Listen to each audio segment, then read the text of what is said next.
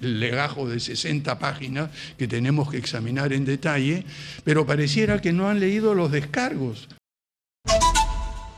¿Cómo sería esto en una dictadura? Sería 10 veces peor. Y desgraciadamente, tal como se están viendo las cosas y tal como estamos viendo que se están modificando las reglas electorales, el equilibrio de poderes, en fin, toda la institucionalidad, vamos camino a la imposición de un pequeño grupo que algunos de ellos pertenecen a la categoría que ha mencionado usted, de personas vinculadas digamos, a organizaciones delictivas, etc.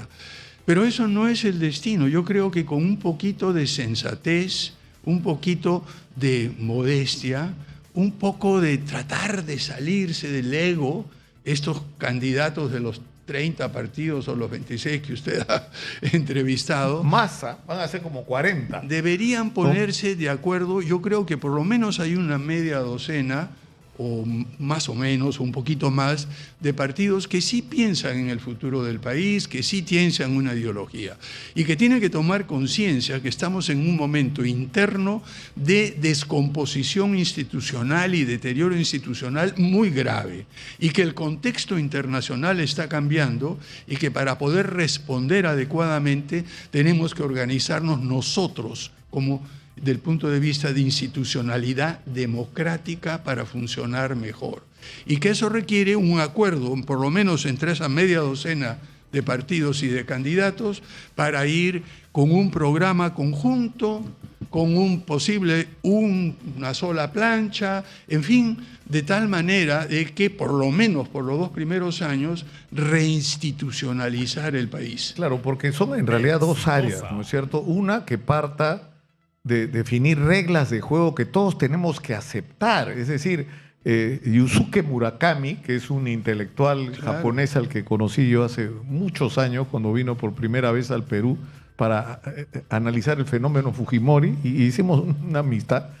Yusuke acaba de escribir un artículo que ha publicado la revista Elecciones de OMPE, que está muy interesante porque habla de la crisis de la democracia peruana y marca el momento crítico de la democracia peruana, el 2016. ¿Por qué? Porque Keiko se niega a aceptar el resultado electoral.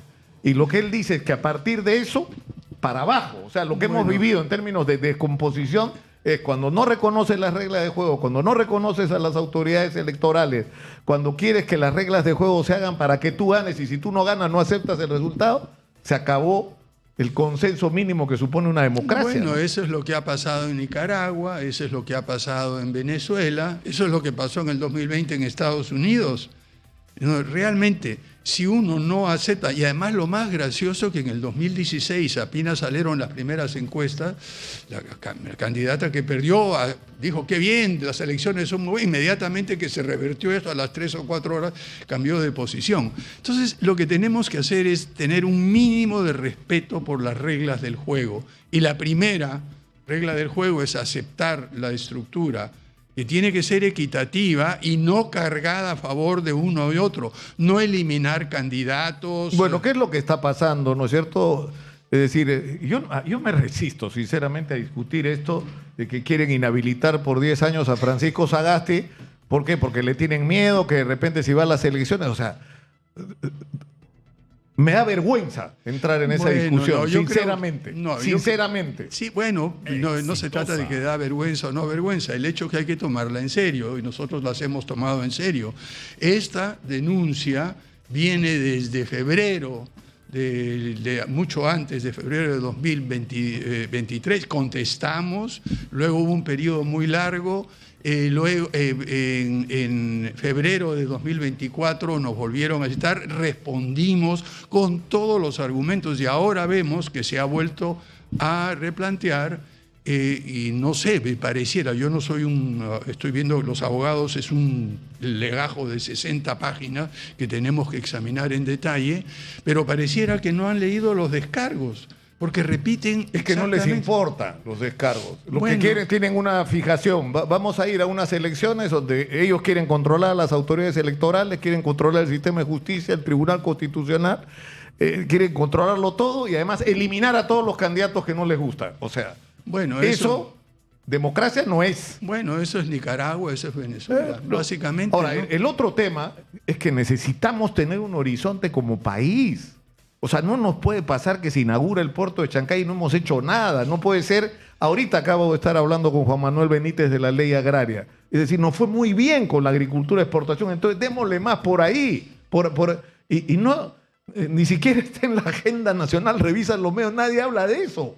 Bueno, yo creo que ahí, es decir, en primer lugar, en el Perú hemos tenido y hemos hecho trabajos, y por ejemplo el trabajo que hicimos en Agenda Perú, que usted conoce, que lo hicimos hace más de 20 años, había un derrotero, una visión, un trabajo, conversamos con todos los grupos políticos en el año 2000, cuando preparamos este informe, y no es que tengamos, yo creo que hay mucha gente que está pensando en estas ideas, pero no interviene activamente en la vida política, ni cree que es algo, digamos, que es valga la el pena. gran reto, ¿no es cierto? Que la gente que no quiere hacer política se decida a hacerlo.